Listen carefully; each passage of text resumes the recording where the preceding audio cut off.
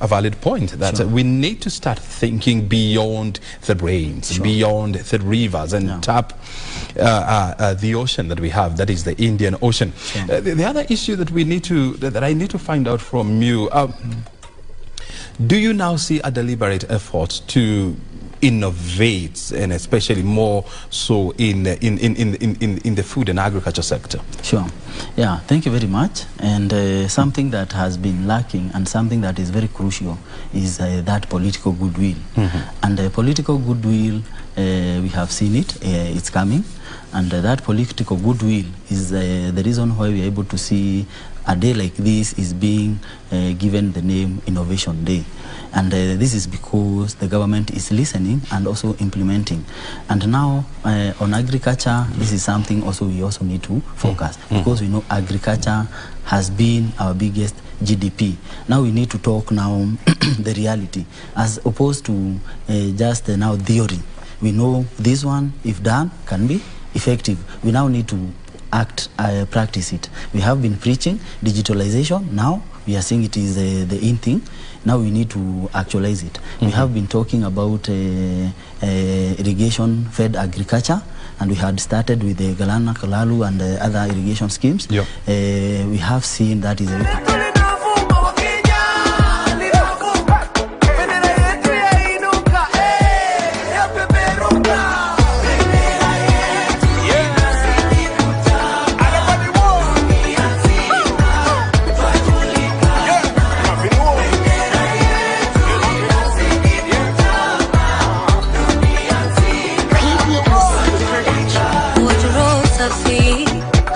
uchokozi, kupenda amani, nchi yenye thamani, kupenda biashara, pesa lazima mfukoni, wenye bidii, wakarimu pia wacheshi. Kenya ni nyumbani, tumekubaliana tuhame, tuimarisha isimame, ili tuzidi kupepea. Kenya ni nyumbani, mimi sihami, tuimarisha isimame.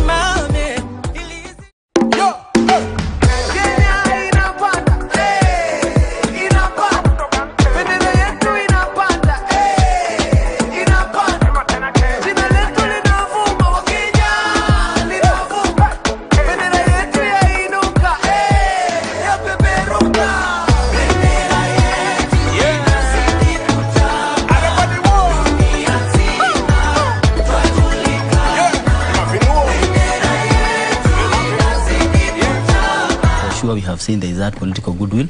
If we can accelerate this, for sure we'll be able to move our people out of abject poverty in the soonest time possible. And for sure it is possible. Other people have done it, and it is now we have learned the lessons. Now it is to implement them. Where things failed, for sure we can be able to say this route we are not going to take on this route, because there have been so many people who have tried and tested. And I'll give you an example of the NGOs. The NGOs, what they normally do, they go to the remotest of areas, and they do not actually go with a solution per se.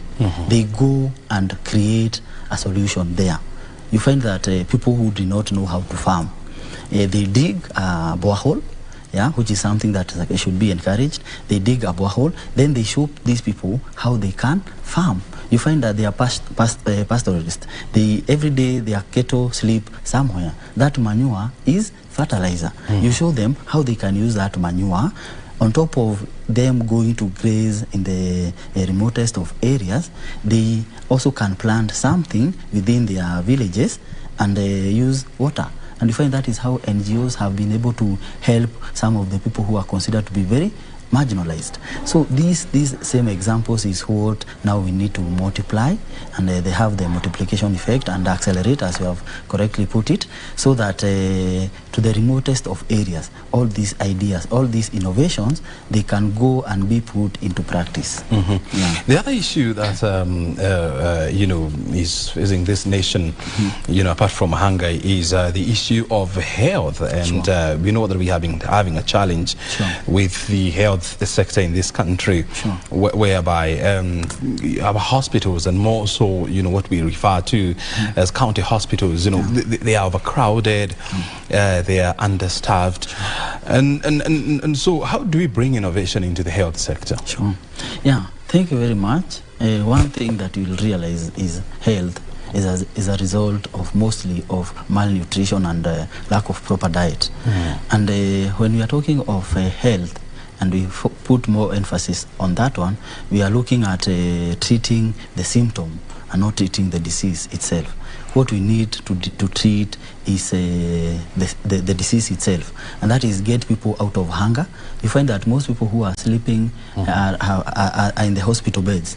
You'll find that most of the challenges or sicknesses is as a result... Just a minute, and sorry for stepping on your shoes, and you can see there the Prime Cabinet Secretary Wycliffe Musalia Mudavadi arriving there with his wife Tess Mudavadi, and of course making their way into Nyayo National Stadium. They are being received by the governor of Nairobi, Johnson Sakaja, who's actually doing a lot of work, ushering people into the dais, and of course showing the dignitaries where to sit.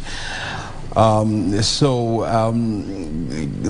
tells you that the arrival of the president, that is